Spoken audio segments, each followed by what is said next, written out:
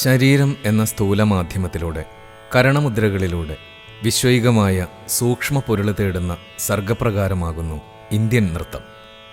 താണ്ഡവമാകട്ടെ, ലാസ്യമാകട്ടെ, അത് ദൈവോന്മുഖമായ അർച്ചനയാണ്.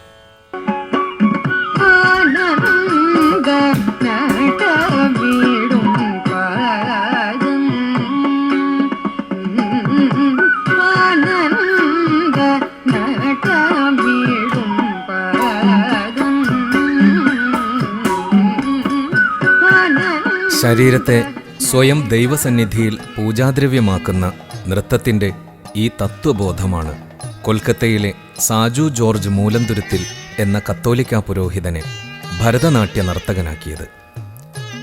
ശരീരത്തെക്കുറിച്ചുള്ള ക്രിസ്തീയമായ പാപധാരണകൾ ഹൈന്ദവ വിശ്വാസങ്ങളിലും ദേവതാസങ്കല്പങ്ങളിലും മിത്തുകളിൽ നിന്നും രൂപപ്പെട്ടുവന്ന നൃത്താവിഷ്കാരങ്ങളോട് ക്രിസ്തീയ സഭയ്ക്കുണ്ടാവുന്ന സ്വാഭാവികമായ വിപ്രതിപത്തി, പൗരോഹിത്യമെന്ന ദൈവിക പദവി തുറന്ന ആൾക്കൂട്ടത്തിന് മുന്നിൽ നർത്തകനായി അവിശുദ്ധീകരിക്കപ്പെടുന്നതിലെ ഭവിഷ്യത്തുകൾ, ഒരു ജസ്യൂട്ട് പാദ്രിയുടെ പ്രേഷിത പ്രവൃത്തികൾക്ക് കലയുടെ ലോകം തടസ്സമാകുമോ എന്ന ആശങ്ക, ഇങ്ങനെ നിരവധി പ്രാതികൂല്യങ്ങളെ മാനസികമായി നേരിട്ടുകൊണ്ടാണ് ഫാദർ സാജു ജോർജ് അരങ്ങിന് വേട്ടത്. പൗരോഹിത്യവും നൃത്തവും ഒരേപോലെ മനുഷ്യനിലേക്കും ദൈവത്തിലേക്കുമുള്ള സേവന പഥമാണെന്ന് വിശ്വസിക്കുന്നു father Saju George.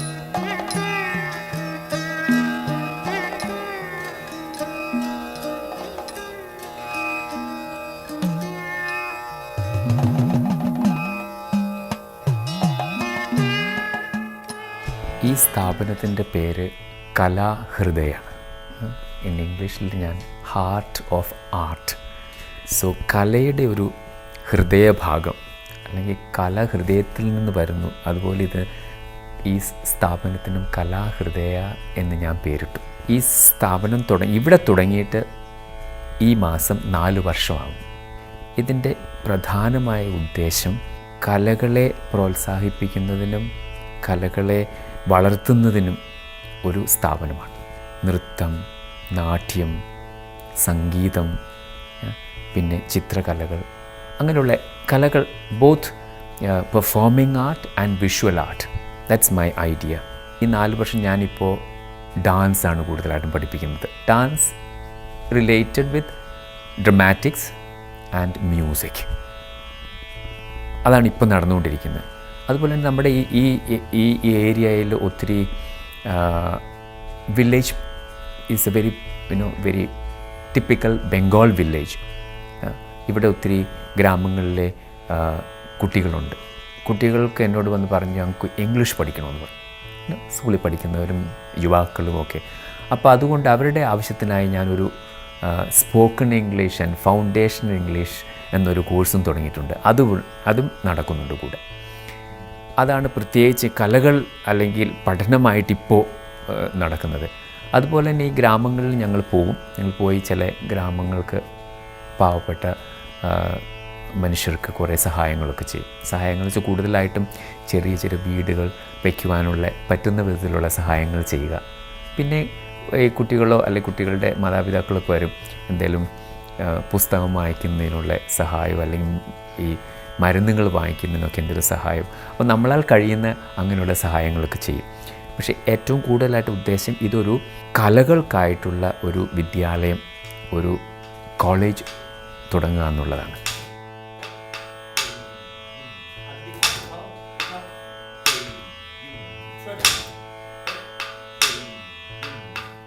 Kottayam പെരുവയ്ക്കടുത്തുള്ള ശാന്തിപുരത്ത് മൂലന്തുരത്തിൽ George കുര്യൻ്റെയും ഏലിയാമ്മയുടെയും 10 മക്കളിൽ 7ാമനാണ് സാജു ജോർജ്.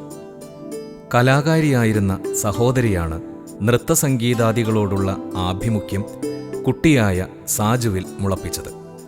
അതോടൊപ്പം മദർ തെരേസയുടെ വിശുദ്ധ ജീവിത മാതൃക സമസൃഷ്ടികൾക്ക് വേണ്ടി സ്വയം സമർപ്പിക്കാനുള്ള അദമ്യ പ്രേരണയായും ഇദ്ദേഹത്തിൻ്റെ ഉള്ളിൽ വളർന്നു.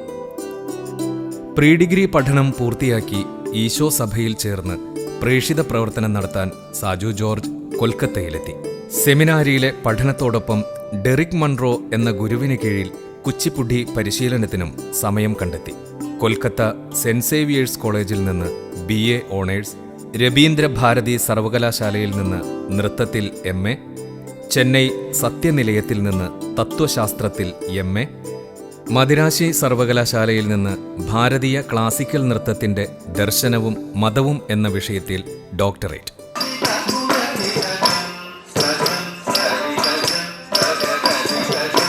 ലോകത്തിൻ്റെ വിവിധ രാജ്യങ്ങളിൽ ഒട്ടേറെ തവണ ഭരതനാട്യ പരിപാടി അവതരിപ്പിച്ചിട്ടുള്ള ഈ പുരോഹിത നർത്തകൻ കലയിലൂടെ തൻ്റെ ക്രിസ്തീയ വാഗ്ദത്തം ഇടർച്ചയില്ലാതെ നിറവേറ്റിക്കൊണ്ടേയിരിക്കുന്നു.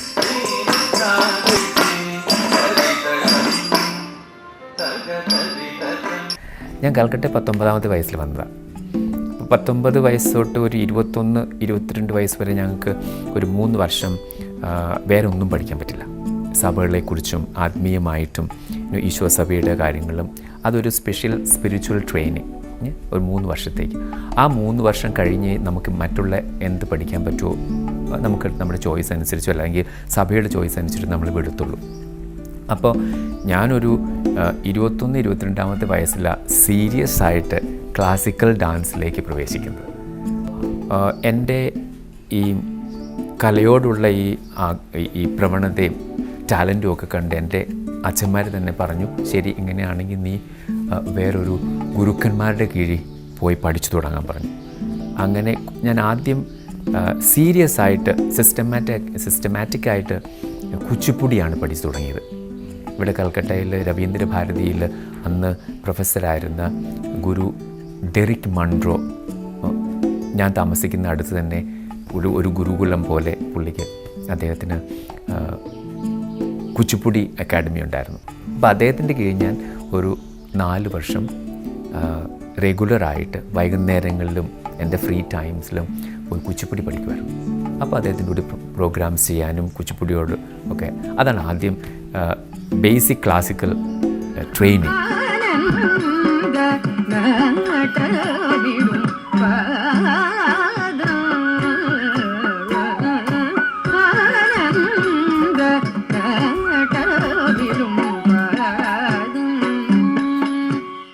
ഏത് മതത്തിലാണെങ്കിലും, ക്രിസ്ത്യാനിയാണെങ്കിലും ഹിന്ദു ആണെങ്കിലും മുസ്ലിം ആണെങ്കിലും ഏത് മതത്തിലാണെങ്കിലും ദൈവിക വേലയ്ക്ക് ഇറങ്ങിത്തിരിക്കുന്നതും ഒരു പ്രത്യേക ഒരു ദൈവികമായിട്ടാണ്.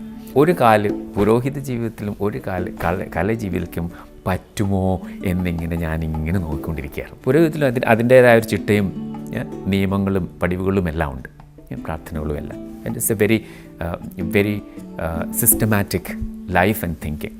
നമ്മുടെ ഭാരതീയ ശാസ്ത്രീയ കലകളിൽ നിന്ന് വയ്ക്കുന്നതും ഏതാണ്ട് അതുപോലെയാണ്. നമ്മളെ വളരെ ചിട്ടപ്പെടുത്തും. മനസ്സും ശരീരവും ചിന്തകളും ഒക്കെ ഒരു ചിട്ടയായിട്ട് നമ്മൾ പോകണം. അതുപോലെ തന്നെ ഈ കലകളെല്ലാം ഒരു ദൈവിക ചിന്തകളിലേക്ക് നമ്മളെ കൂടുതലായിട്ട് നീക്കുന്ന ഒരു ഇതാണ്. അപ്പം ഞാൻ നോക്കിയപ്പോൾ എനിക്ക് ശാരീരികമായിട്ടോ അല്ലെങ്കിൽ ആധ്യാത്മികമായിട്ടോ ഒരു തടസ്സവും ഇത് വരുത്തുന്നില്ല.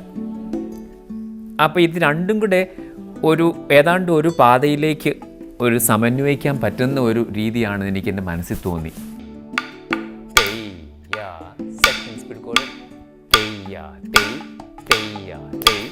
ഞാൻ ഈ കലകളിലേക്ക് നോക്കുമ്പോഴും കലകളിലേക്ക് ഇറങ്ങുമ്പോൾ ഒരിക്കലും ഒരു കോമ്പറ്റേറ്റീവ് സ്പിരിറ്റ് കൊണ്ടല്ല. ഈ കലകൾ എന്നെ സഹായിക്കുന്നു, എൻ്റെ ആത്മീയവും ശാരീരികവും മാനസികവുമായിട്ടുള്ള അതുപോലെ തന്നെ aesthetic beauty to learn beauty it helps me. So that is the basic and I am happy, I am contented to be an artist and a priest and a dancer. അപ്പോൾ ഞാൻ വേറൊരാൾക്കുടെ അടുക്കിൽ നിന്ന് പ്രശംസയ്ക്കും അല്ലെങ്കിൽ എന്നെ മറ്റുള്ളവരുമായിട്ട് തരം തിരുത്തി അല്ലെങ്കിൽ ഞാൻ വലിയവന അല്ലെങ്കിൽ ഞാൻ ചെറിയവന അങ്ങനെ ഒരു തരത്തിൽ ഞാൻ ഇറങ്ങിയിട്ടില്ല.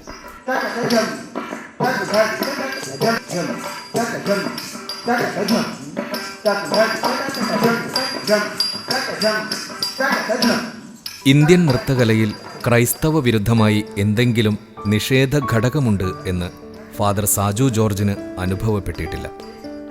തൻ്റെ നൃത്തം ഐശ്വര്യമായ ഒരു സൗന്ദര്യാനുഭവത്തിൻ്റെ പങ്കുവയ്ക്കലാകുന്നു. ക്രിസ്തുവിൻ്റെ പീഠാനുഭവങ്ങളും കുരിശുമരണവും ഉദ്ധാനവും തൃത്വത്തിൻ്റെ സങ്കീർത്തനവും വിശുദ്ധന്മാരുടെ ചരിതങ്ങളും ഇദ്ദേഹം ഭരതനാട്യ ശൈലിയിൽ അവതരിപ്പിക്കുകയും ചെയ്തിട്ടുണ്ട്. പോപ്പ് ജോൺ പോളിൻ്റെ ദില്ലി സന്ദർശന സമയത്ത് ഫാദർ സാജു ജോർജും സംഘവും അവതരിപ്പിച്ച നൃത്തമാലികയ്ക്ക് വിസ്മയകരമായ പ്രതികരണം സൃഷ്ടിക്കാനായി. മതാതീതമായ ആത്മീയതയുടെ ആദിമമായ ഭാഷയാണ് ഭാരതീയ നൃത്തവ്യവസ്ഥ എന്ന് ഈ പുരോഹിതൻ തെളിയിച്ചുകൊണ്ടേയിരിക്കുന്നു.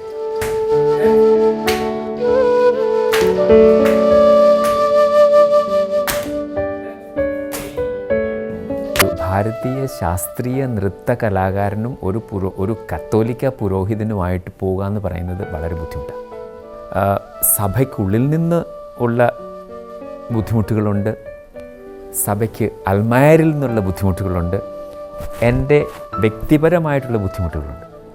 അപ്പോൾ ഇതൊരിക്കലും ഒരു വളരെ ഒരു സ്മൂത്തായിട്ടുള്ള നന്നായിട്ട് നമ്മൾ പോകുന്ന അങ്ങനെ ഒരു യാത്രയായിരുന്നില്ല, ഇന്നും അതല്ല. കാരണം സഭകളിൽ എപ്പോഴും സഭയ്ക്കുള്ളിൽ എപ്പോഴും ടെൻഷനുണ്ട്. അത് ഹിന്ദു കല, ക്രിസ്ത്യാനി വിശ്വാസം, എങ്ങനെ അത് പോകും, എങ്ങനെ അത് പ്രദർശിപ്പിക്കും, അതുപോലെ ഈ അച്ഛൻ പകുതി അർദ്ധനഗ്നൻ, അച്ഛന്മാർ ഈ ശരീരമൊക്കെ കാണിച്ച് എന്തായി ചെയ്യുന്നത്, അങ്ങനെയുള്ള ചോദ്യങ്ങൾ. അപ്പോൾ ഒരു ഫിസിക്കൽ അപ്പിയറൻസിനുള്ള പ്രശ്നങ്ങളുണ്ട്. When you are an artist on the stage, A performing artist, ഒരു കലാകാരൻ, അപ്പോൾ അത് നമുക്ക് അതിൻ്റേതായിട്ടുള്ള ഒരു ചിട്ടകളും ട്രഡീഷനും ഉണ്ട്. ആ ട്രഡീഷൻ അനുസരിച്ച് ചെയ്യണം. ഈശോ സഭയിലെ അച്ഛന്മാർ അല്ലെങ്കിൽ ഒത്തിരി അച്ഛന്മാർ ഇതിൻ്റെ നന്മകൾ, ഇതിൻ്റെ വാല്യൂസ് അറിയാവുന്നവരാണ്. അറ്റ്ലീസ്റ്റ് ചുരുക്കം ചിലർ, എന്നെ അനുവദിക്കുന്നവർ അല്ലെങ്കിൽ എന്നെ സപ്പോർട്ട് ചെയ്യുന്നവർ ഇതിൻ്റെ മൂല്യവും ഇതിൻ്റെ നന്മയും ഇതിൻ്റെ ബ്യൂട്ടിയും സൗന്ദര്യമൊക്കെ അറിയാവുന്നവരാണ്. അപ്പോൾ അവർ പറഞ്ഞു, yes, you are an artist, you follow this and you go ahead. അദ്ദേഹം ഇങ്ങനെയുള്ള ഒരു കൾച്ചറൽ ആസ്പെക്റ്റ് എടുത്ത് അത് നമ്മുടെ ബൈബിളിൽ നിന്ന് പോലും ഭാഗങ്ങളെടുത്ത് നൃത്യം ചെയ്ത് മനുഷ്യർക്ക് ആനന്ദം നൽകുന്നു. ആ വിശ്വാസത്തിന് പോലും വേറൊരു രൂപം കൊടുത്ത് അവർക്ക് മനസ്സിലാക്കാൻ പറ്റുന്നു, എത്രയോ നല്ല രീതിയിൽ അത് പ്രകടിപ്പിക്കുന്നു നമ്മളുടെ ഈ ഇമോഷണൽ ആസ്പെക്റ്റ്. അപ്പോൾ അതിന് ഞാൻ ഫുൾ സപ്പോർട്ട് കൊടുക്കുന്നു.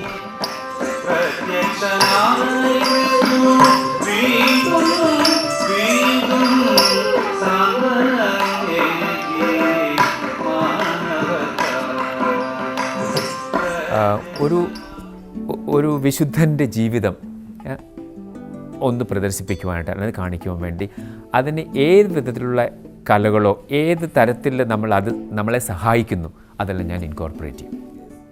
അത് ചിലപ്പം കഥകളി ആയിരിക്കും അതിനേറ്റവും നല്ലത്, അല്ലെങ്കിൽ കൂടിയാട്ടമായിരിക്കും, അല്ലെങ്കിൽ ഭരതനാട്യമായിരിക്കും, അല്ലെങ്കിൽ ഫോക്കായിരിക്കും, അല്ലെങ്കിൽ ട്രഡീഷണൽ ബാലെ ആയിരിക്കും. wherever I feel in my conception and with my people and the music which is suitable, which gives a visual audio visual effect and gives an effect for the people to communicate them the best way, we use it.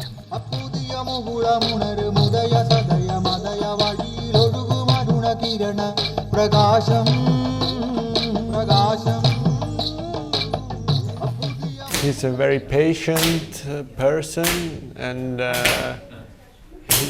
he's explaining me very well also with all the cultural background which is needed because Bharatanatyam is very strong connected to the culture of Hinduism and it's very interesting for me.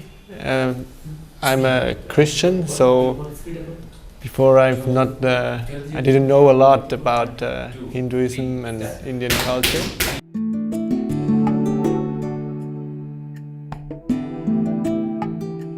വിശുദ്ധ പൗലോസിന്റെ കൊറിന്ത്യോസുകാർക്കുള്ള ലേഖനത്തിൽ നിർദ്ദേശിക്കുന്ന പോലെ തൻ്റെ ശരീരം ദൈവത്തിൻ്റെ ആലയമാണെന്നും അതിനെ ദൈവത്തെ മഹത്വപ്പെടുത്താനാണ് താൻ ഉപയോഗിക്കുന്നതെന്നും ഫാദർ സാജു ജോർജ് സാക്ഷ്യപ്പെടുത്തുന്നു. കലാഹൃദയയിൽ ബംഗാളിലെ മിക്കവാറും ദളിതരായ ഗ്രാമീണരുടെ മക്കളെ നൃത്തം പഠിപ്പിക്കുന്നതിലൂടെ ഒരു സമൂഹത്തിൻ്റെയാകെ ശാരീരികവും മാനസികവും ആത്മീയവുമായ പുനർനിർമ്മിതിക്കാണ് ഇദ്ദേഹം വഴിമരുന്നിടുന്നത്.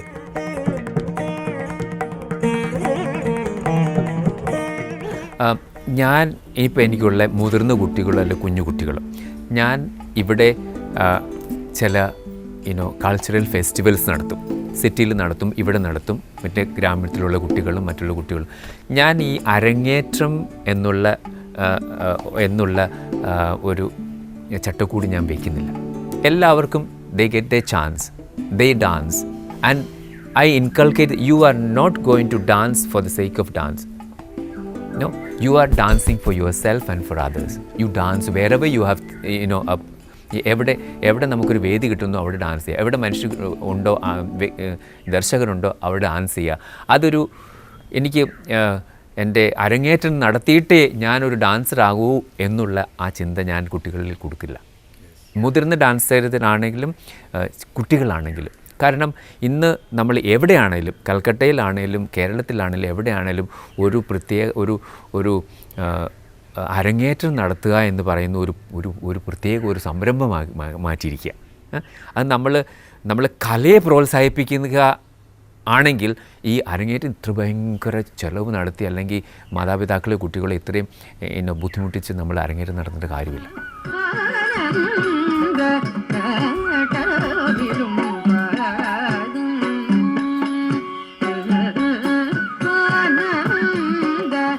ഇപ്പം വരുന്ന കുട്ടികൾ, ഫോർ എക്സാമ്പിൾ എനിക്ക് 4 വയസ്സുള്ള കുട്ടികളുണ്ട്, 4 തൊട്ട്. ഇപ്പം അവരുടെ മാതാപിതാക്കൾ എന്ന് പറയുന്നത് ഏതാണ്ട് കൂടുതൽ പേരും 5ാം ക്ലാസ് 6ാം ക്ലാസ് പഠിച്ചിട്ടുള്ളവരാണ്, അല്ലെങ്കിൽ മാക്സിമം മേ ബി 10 ക്ലാസ് 10. അവർ വലിയ എഡ്യൂക്കേറ്റഡ് അങ്ങനെ നമുക്ക് പറയാവുന്നവർ. പക്ഷേ അവർക്ക് ഇതിൻ്റെ വാല്യൂ അവർക്ക് മനസ്സിലാക്കി തുടങ്ങുന്നുണ്ട്, ഇതിൻ്റെ ബ്യൂട്ടി. അത് ഈ കുട്ടിയുടെ വ്യക്തിത്വത്തെ ഒരു നന്നായിട്ട് ബാധിക്കും, നന്നായി കുട്ടികൾ വളർന്നു വരും എന്ന്. കാരണം ഇതിൻ്റെ ചിട്ടയും ഇതവരുടെ മെൻ്റൽ, ഫിസിക്കൽ, സ്പിരിച്വൽ ഗ്രോത്തിന് വളരെ നല്ലതാണെന്ന് അവർക്ക് തന്നെ ഒരു ബോധ്യം വന്നു തുടങ്ങിയിട്ടുണ്ട്. അപ്പോൾ അവർ എൻകറേജ് ചെയ്യും. അതുപോലെ തന്നെ നമ്മൾ ഈ സിസ്റ്റമാറ്റിക് ആയിട്ട് പഠിക്കുമ്പോൾ ആ കുട്ടികളുടെ ബ്രെയിൻ ഒരു സിസ്റ്റമാറ്റിക് ചിന്തയിലായിട്ട്